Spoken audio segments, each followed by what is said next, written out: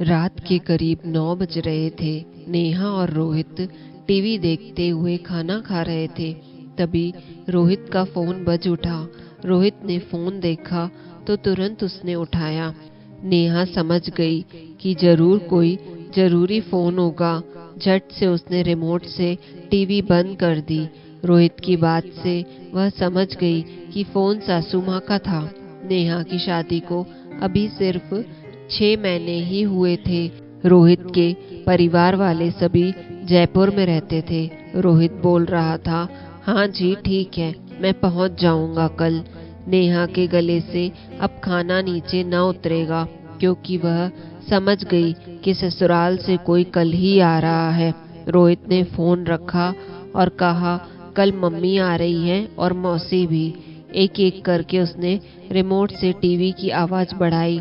नेहा ने रोहित के खाना खत्म करने का इंतजार किया।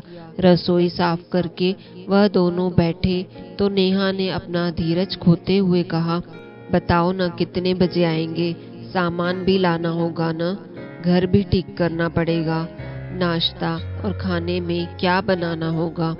रोहित बोला, अरे मेहमान थोड़ी हैं, घर के ही तो हैं। तुम क्यों परेशान हो रही हो? जो रोज बनाती हो वही बना लेना। माँ है, कोई मेहमान नहीं।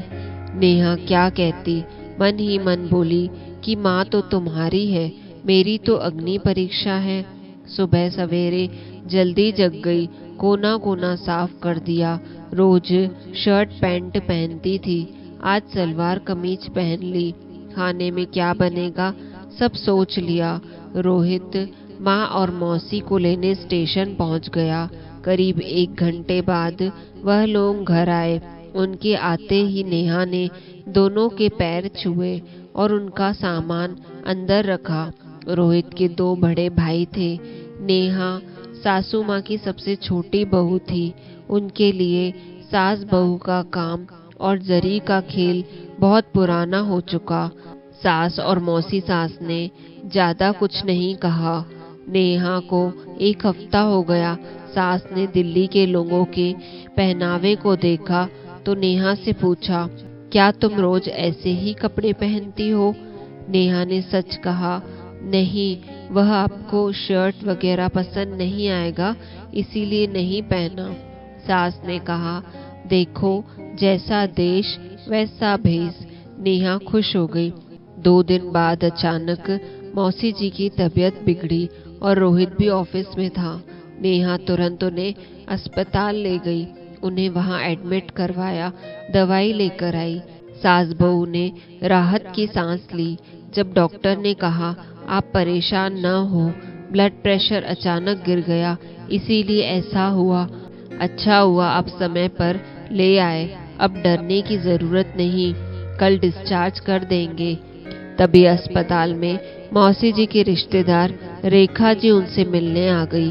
सासू माँ से उन्होंने मौसी जी का हाल चाल पूछा, फिर नेहा को देखा और कहा, ये आपकी बहू है साथ में?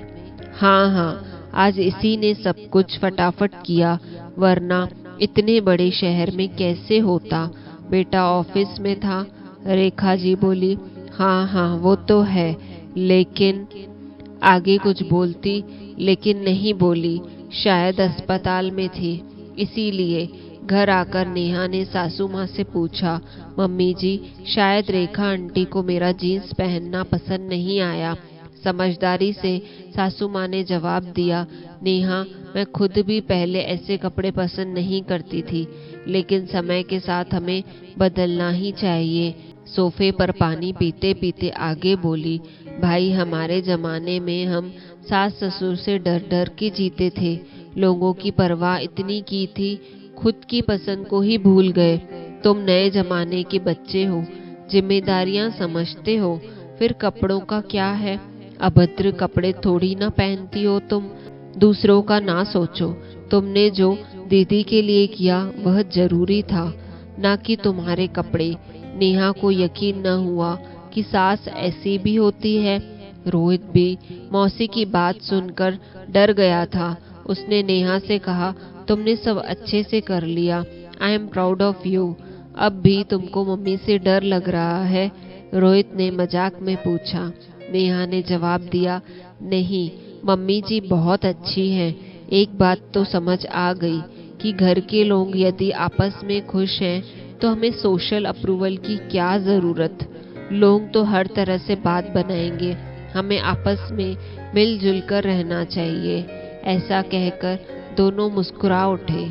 तो दोस्तों, आपको हमारी आज की कहानी कैसी लगी प्लीज़ कमेंट करके ज़रूर बताइएगा।